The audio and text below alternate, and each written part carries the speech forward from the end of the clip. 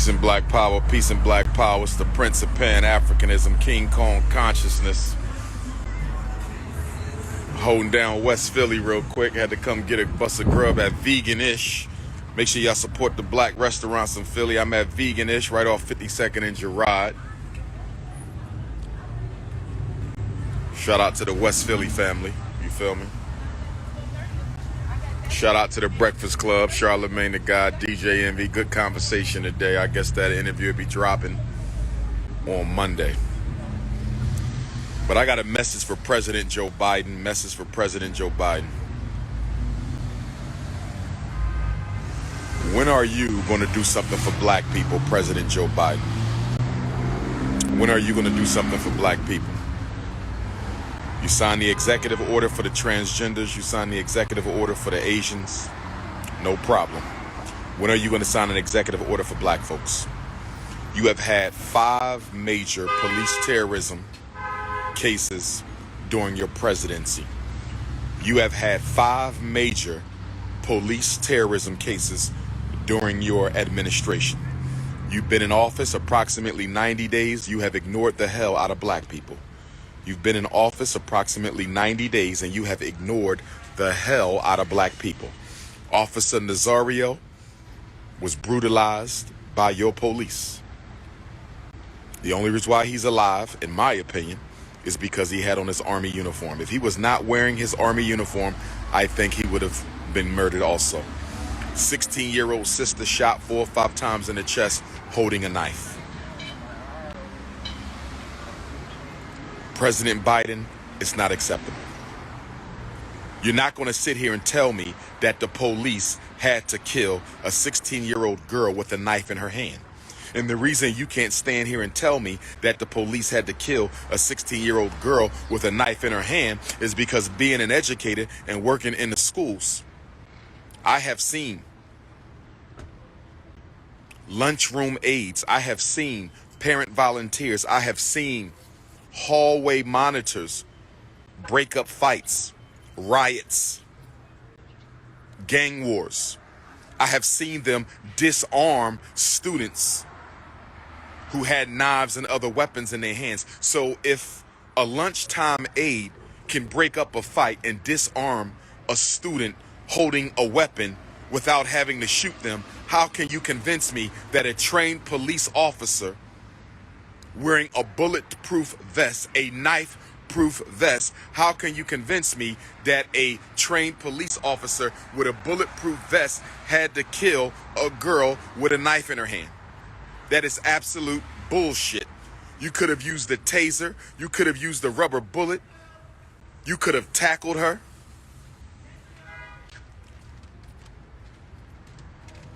So many things you could have done, but you didn't have to shoot her, and damn near not 4 or 5 times.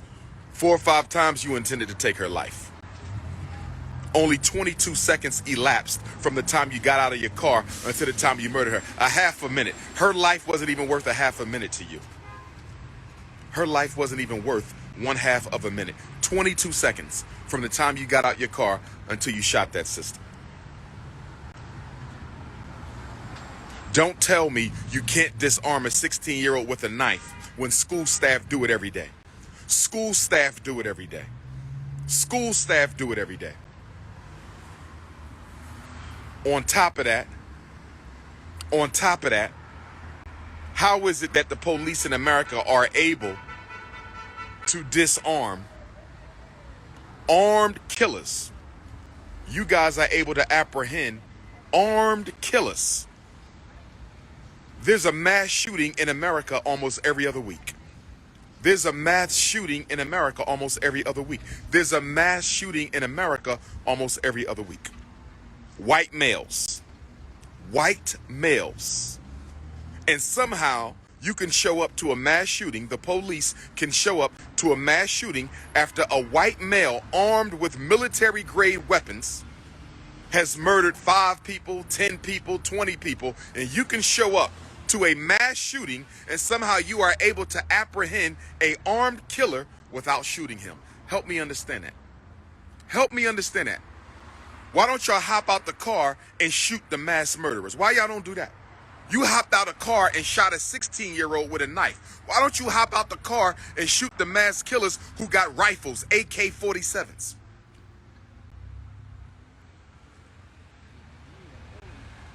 Why are you not shooting them? Why are you not shooting them? Black power. Why are you not shooting them? So you had Officer Nazario brutalized, 16-year-old sister murdered, and now let's talk about Anthony Thompson Jr.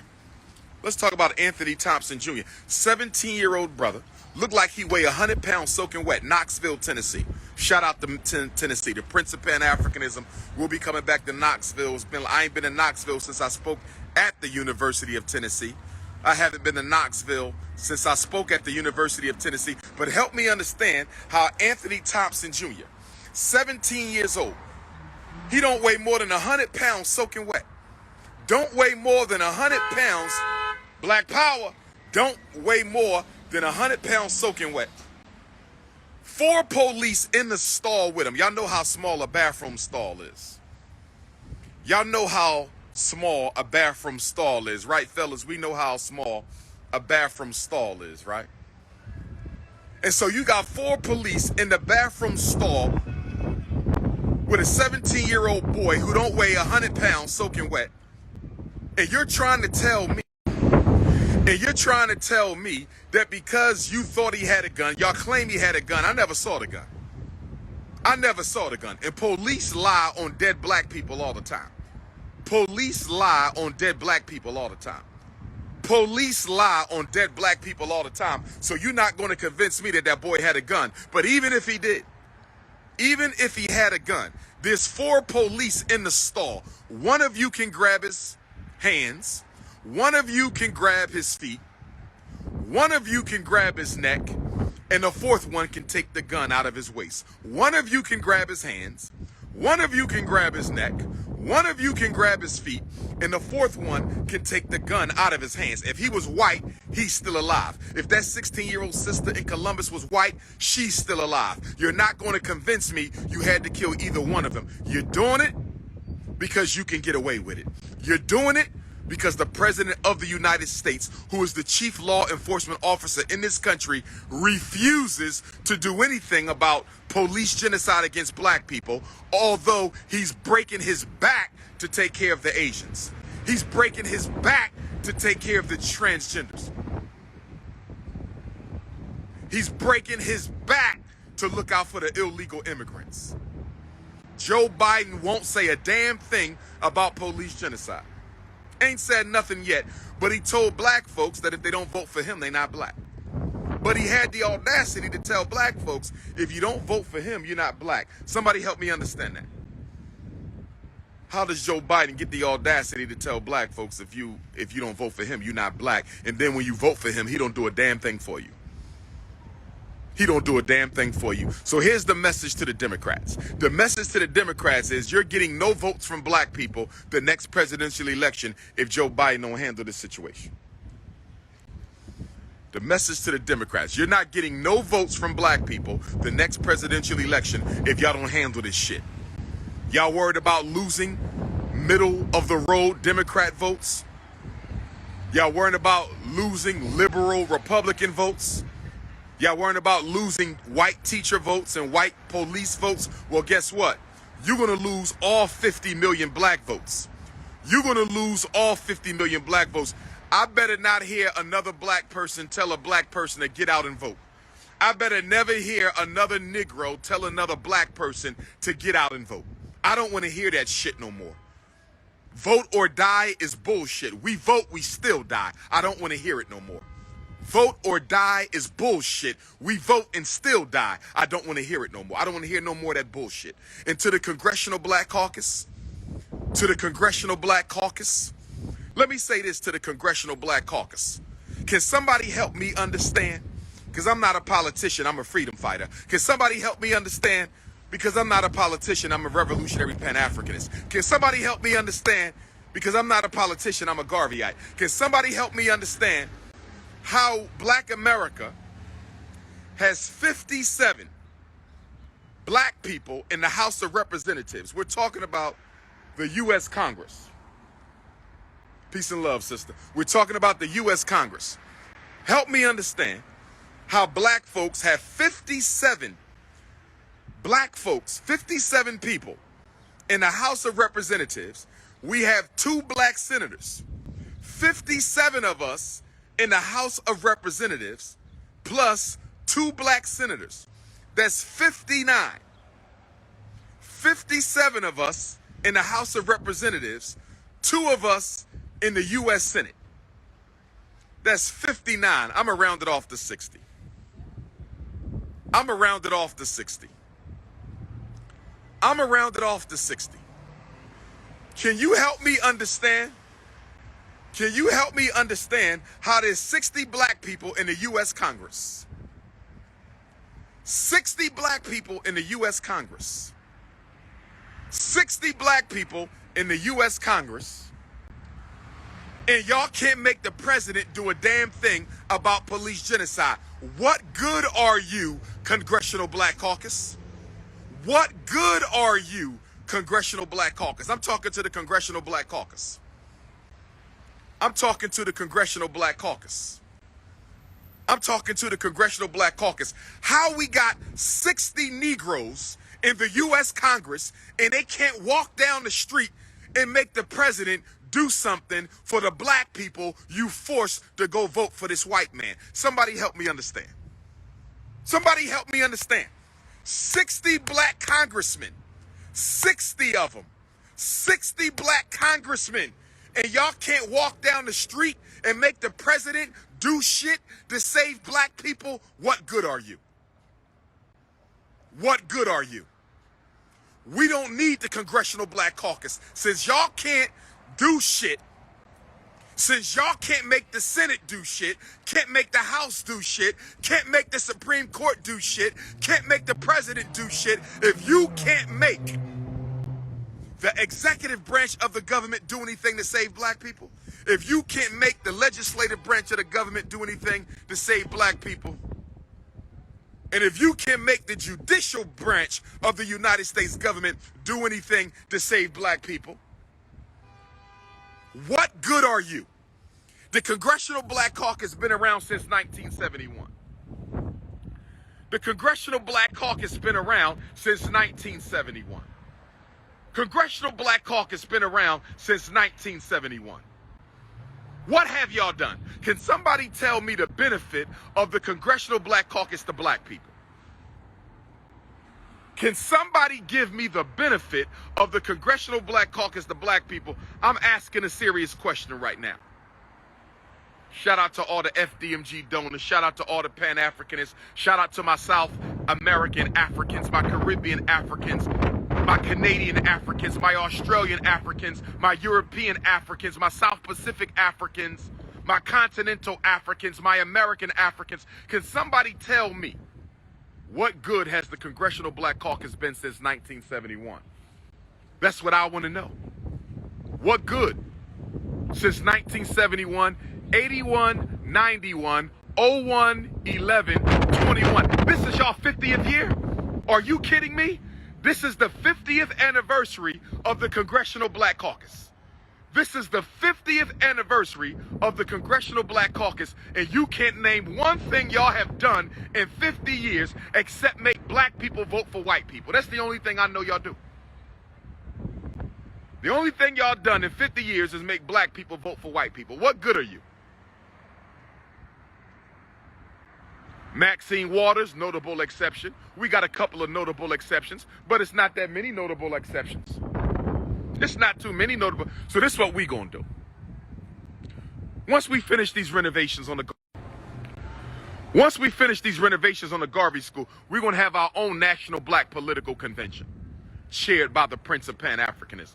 We're going to have our own revolutionary black political convention, and we're going to find somebody to run against all 60 members of all 60 black members. Peace and love, black man. How we doing, King? All right. Oh, man, look at that baby. God bless you, man. Yes, sir. Oh, she's gorgeous. All right. You too, black man. So a brother pushing his princess, beautiful little princess. That's what we need out here. That's what we need out here, brothers. It's about black love. I told Charlemagne and DJ Envy today, I ain't got nothing against no white woman. I told Charlemagne and DJ Envy today, I ain't got nothing against no white woman. White woman ain't done nothing to me, but I love the black woman, and I'm loyal to the black woman, and the black woman is my priority. That's just the way it's gonna go. That's just the... I don't care how pissed off the black woman makes the black man. I don't care how upset the black woman makes the black man. I don't care how much drama we have between the black man and the black woman. The only woman for the black man is the black woman. That's it. If you care about your race. Now, if you're not race first, I'm not talking to you. If you're not African family first, I'm not talking to you. If you're not revolutionary Pan-Africanist, I'm not talking to you. I'm talking to the people who want to see Africa rise. That's it.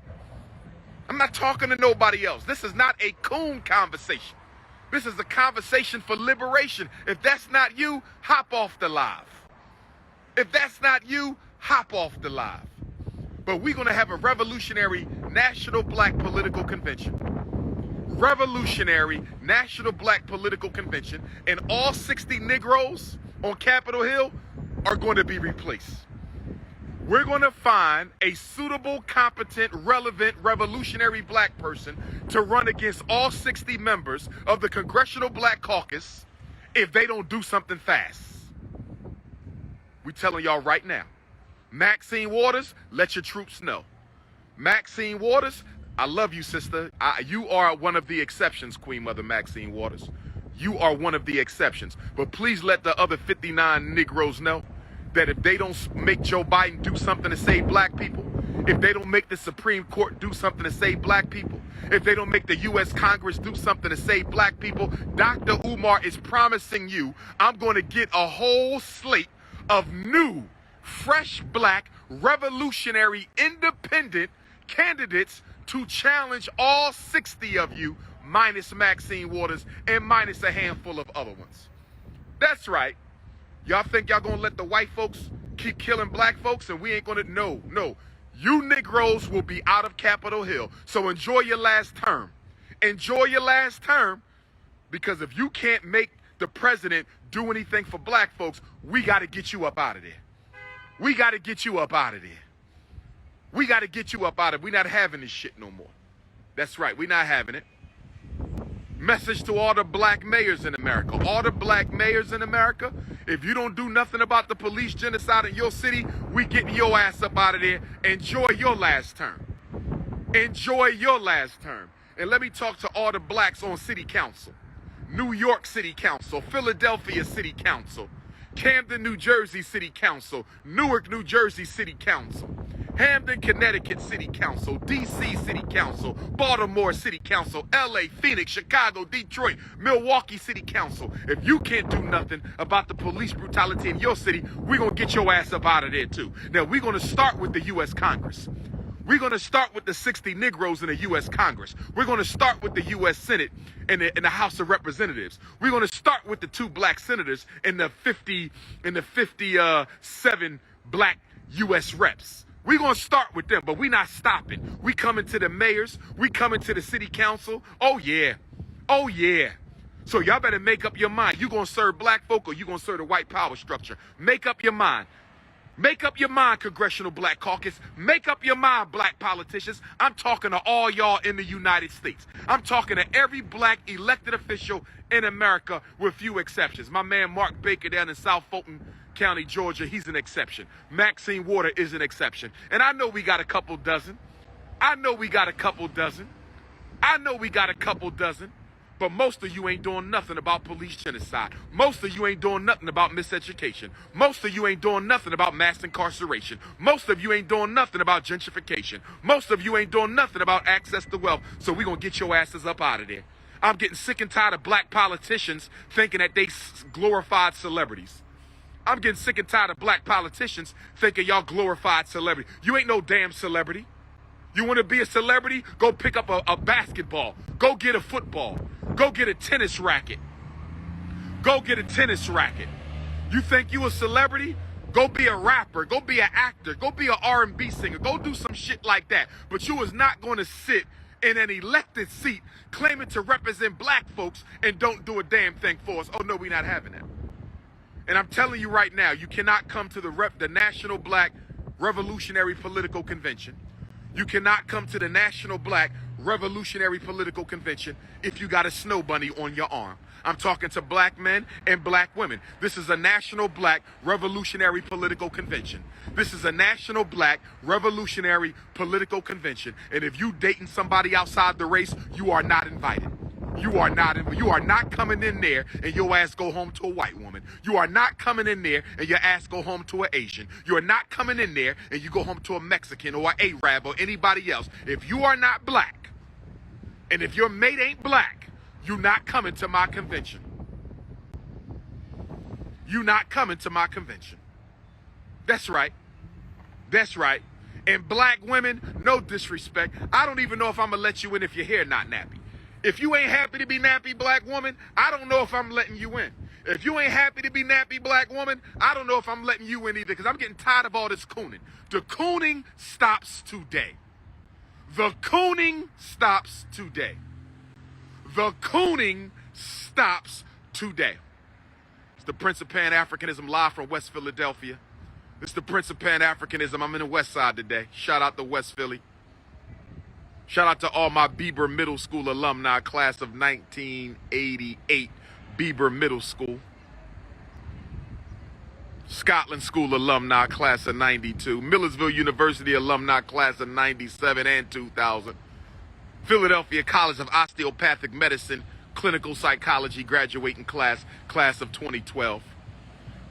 Meade Elementary School, 18th and Oxford, class of 1986.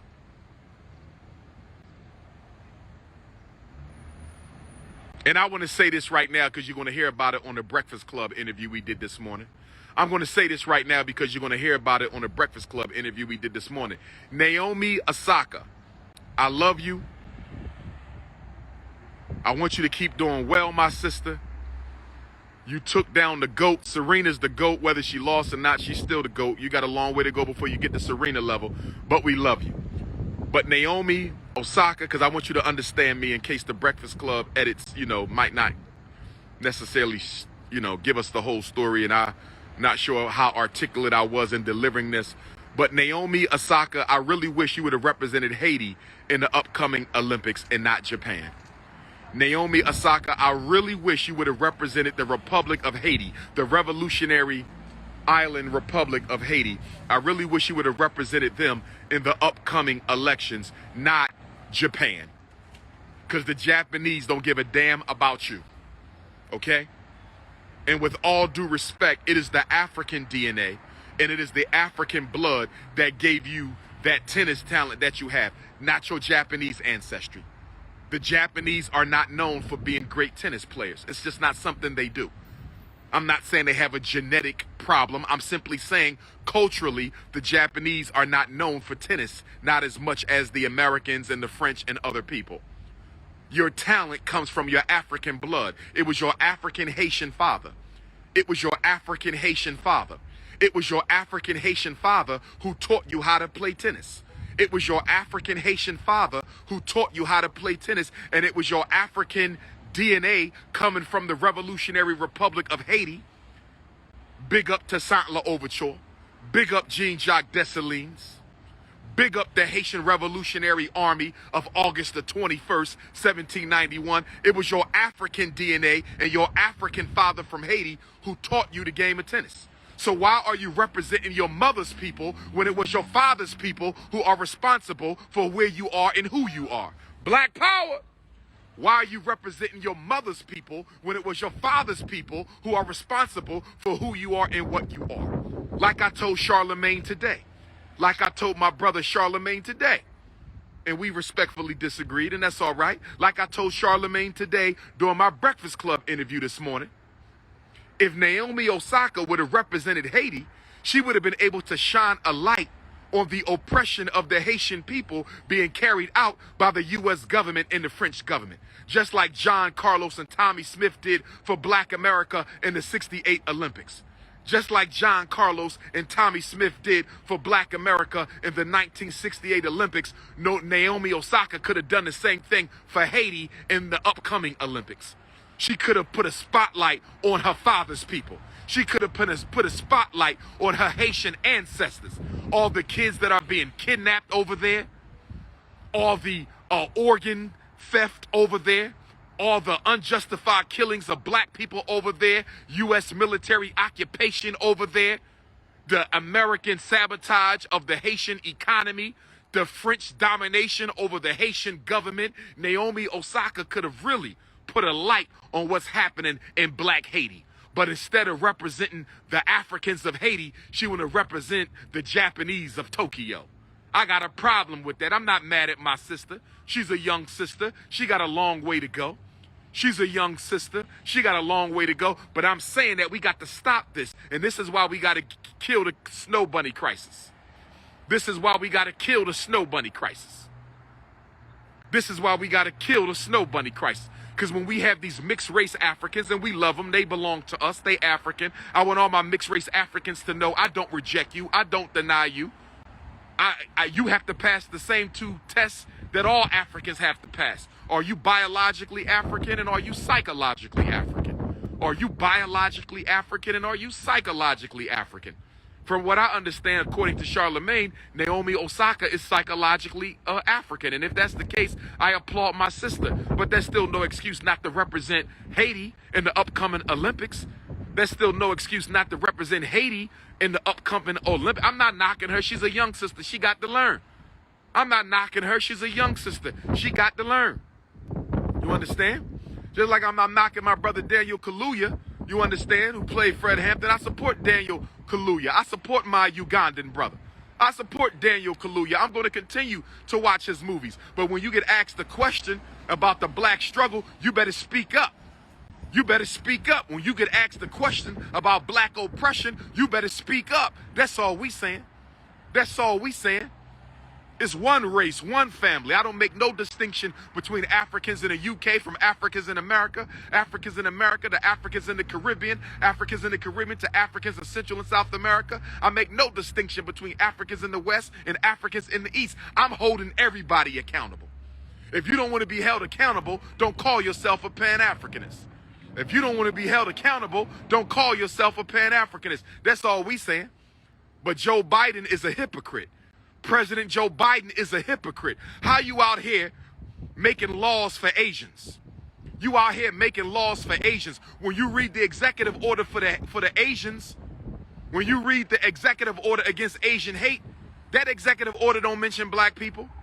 That executive order don't mention African Latinos. That executive order don't mention minorities. That executive order don't mention people of color. That executive order says Asian Americans and Pacific Islanders, AAPI. AAPI. That executive order says Asian Americans and Pacific Islanders, AAPI. They don't mention black people in that executive order. So why does the 1964 Civil Rights Bill mention women and gays? Why does the 1964 Civil Rights Bill mention women and gays? If you can single out Asians for special treatment, if you can single out the transgenders for special treatment, why can't you single out black people for special treatment? Why can't you single out black people for special treatment? Did you know that Joe Biden's executive order for the Asians is giving them their own director of Asian affairs? They will have their own federal director of Asian affairs. The transgender executive order that Joe Biden signed gives the LBGT their own director of transgender affairs. Donald Trump gave the Hispanics the Hispanic Prosperity Initiative. They have their own director of Hispanic affairs. Why we don't have a black director for black affairs? Why is there no federal position for someone to look out for the best interests of black people? Why do we not have a national cabinet position for African American affairs? Brothers and sisters, they taking us back to Jim Crow. They taking us back to Jim Crow. Lynch law is back in America. We didn't win all the way back to the 1920s. They didn't took us back all the way back to the 1930s. They didn't took us back all the way back to the 1940s. They didn't took us back all the way back to the 1950s, all the way back to the 1960s. And part of this is our fault. Part of this is our fault, brothers and sisters. We not organized. We still not using our money to finance our political economic liberation. We not organized. We still full of self-hate. We still care more about Jesus and Muhammad than black people. We still care more about Jesus and Muhammad than black people. We still care more about Jesus and Muhammad than black people, and I ain't got no problem with Jesus and Muhammad. But ain't no man that lived 2,000 years ago gonna be more important than a man living right now today. Ain't no black man who lived 2,000 years ago gonna be more important than the black people living here today. We need organization, and we need economic organization, brothers and sisters. You talking about you tired of white folks killing black folks. Well, if you so tired, why are we not putting our money together to buy one of those towns for sale in America? Why are we not putting our money together to buy one of those towns for sale in America? Are you aware that there's over 12 cities for sale in this country? 12 cities for sale. The whole damn city. The police department, the hospital, the school, the railroad, whole damn city for sale. If y'all serious, let's go cop them 13 towns. Let's go buy them 13 towns right now and give birth to 13 new Black Wall Streets. Let's go cop those 13 towns right now and give birth to 13 Black Wall Streets. Y'all don't want to do that. Y'all want to cry. Y'all want to whine. Y'all want white people to treat you better. You want white people to accept you, but you don't want to get off your ass and do nothing for yourself. Every time we start talking about black liberation, y'all want to talk about reparations. Every time we talk about black liberation, y'all want to tell me y'all pay taxes. You ain't say that when you bought that weave. You ain't say that when you bought. You don't ever bring up taxes and reparations when you out there spending your money on useless junk. But the minute we talk about black liberation, all of a sudden you want to pop up talking about you need reparations and taxes. Damn coons. We the laughing stock of the whole damn world. $2 trillion and we ain't got no damn institutions. $2 trillion and we can't finance no candidates. Get ready, brothers and sisters. This is what I want to say, and I'm going to hop off the live. I think my food is ready. Support Veganish 52nd in Girard, black restaurant, black brothers own it, support. This is what I'm going to say, and I'm going to hop off the live. Nat Turner, I'm going to see you Thursday, 3 to 7. Anybody need to fly for Nat Turner Land, Virginia this Thursday? We celebrating the 81st solar return of Baba Khalifa. Please bring a gift. I don't care if it's a flower. Bring a gift for the elder. This man has single-handedly educated our community about Nat Turner. This man has single-handedly preserved the legacy of Nat Turner. If you in Virginia, join Dr. Umar at the Nat Turner Estate in Druryville this Thursday from 3 to 7. If you need the flyer, text me. Las Vegas, Nevada, Friday, May the 14th. Las Vegas, Nevada, Friday, May the 14th. Oakland, California, Saturday, May the 15th. Los Angeles, May the 16th. Palm Springs, California, May the 22nd. South Bend, Indiana, May the 23rd. Atlanta, Georgia, Juneteenth, June 19th, Atlanta, Georgia. Louisville, Kentucky, Marcus Garvey Day, August the 14th. Brothers and sisters, hit the Cash App, $ FDMG School. Black Power, good to see you, God. I can't complain. Just waking the people up, you feel me? Yes, sir. So hit that Cash App, $ FDMG School. Hit your PayPal, paypal.me/FDMG Academy. Cash App, $ FDMG School. PayPal, paypal.me/FDMG Academy. Go to drumarjohnson.com. Sign up for the Loyal Donors Club. Get the address to mail your check or money order. Buy some unapologetically African apparel. Order the new Black Parent Advocate. But this is what I'm going to say. If you got to text me, 215-989-9858. 215-989-9858. 8444 Dr. Umar, Dr. Umar Johnson at yahoo.com. This is what I'm going to say, and I'm going to be quiet. We're trying to have the school ready by the end of the summer. We're trying to have the school ready by the end of the summer. If the school is not ready by the end of the summer, I need a place that is large enough to accommodate the National Black Revolutionary Political Convention. Listen to me, family. Listen to me, family. I need a place that is large enough to accommodate the National Black Revolutionary Political Convention. I'm not playing. I'm dead serious. I'm dead serious. I'm dead serious. I need a chairman or chairwoman for every state.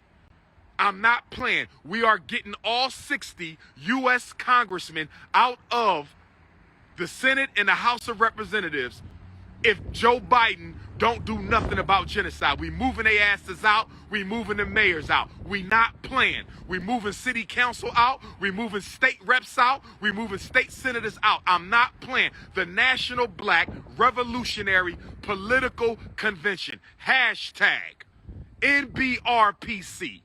Hashtag NBRPC. National Black Revolutionary Political Convention. If you have a space that you think is large enough to host a National Black Revolutionary Political Convention, hit up Dr. Umar. This is long overdue, well overdue. We cleaning up Black Congress. We cleaning up the Congressional Black Caucus. We getting rid of all these black elected officials who do not serve the community. If you don't serve us, we don't vote for you. It's get down to lay down. Shaka Zulu said, win or die. Frederick Douglass said, no struggle, no progress, brothers and sisters. Let's make it pop. It's the Prince of Pan-Africanism. Breakfast Club interview should be up on Monday. Part 5, one love.